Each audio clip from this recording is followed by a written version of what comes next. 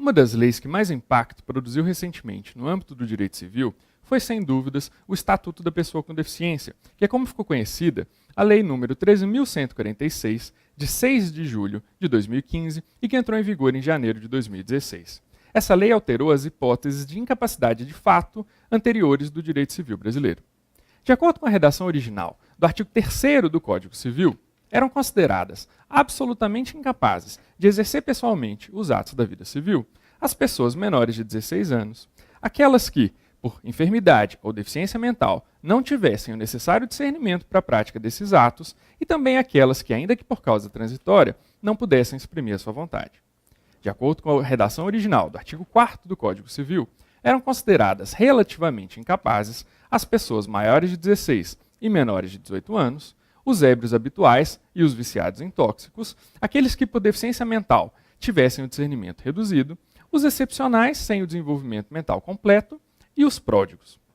Com a nova redação que o Estatuto deu ao artigo 3º do Código Civil, são considerados absolutamente incapazes apenas os menores de 16 anos. E com a alteração promovida pelo Estatuto no artigo 4º, continuam sendo considerados relativamente incapazes os maiores de 16 e menores de 18 anos, os ébrios habituais e os viciados em tóxicos e os pródigos. E foi incluída uma nova hipótese, que é a daqueles que, ainda que por causa transitória, não puderem exprimir a sua vontade. Como se vê, o Estatuto deslocou a hipótese da impossibilidade de manifestação da vontade do artigo 3º para o artigo 4º e revogou as hipóteses anteriores de uma incapacidade baseada em deficiência. E, além disso, no seu próprio artigo 6º, o Estatuto determina que a deficiência não interfere na plena capacidade civil do sujeito. Quais são as críticas que têm sido feitas a essas alterações? Bom, em primeiro lugar, o Estatuto pecou ao não perceber que a incapacidade do direito civil não tinha caráter discriminatório, mas sim protetivo. E ao considerar que todas as pessoas com deficiência são plenamente capazes, o Estatuto acabou afastando das pessoas com deficiência as medidas de proteção que o direito civil concede genericamente às pessoas incapazes.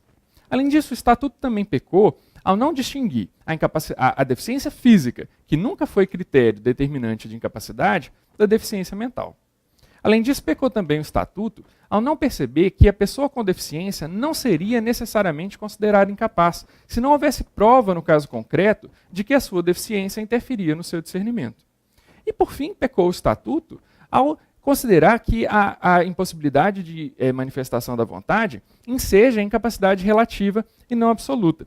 Isso porque o relativamente incapaz é aquele que participa da prática do ato da vida civil junto com um assistente, o que a pessoa que não pode exprimir a sua vontade, cujo tradicional exemplo é o da pessoa em coma, obviamente não pode fazer.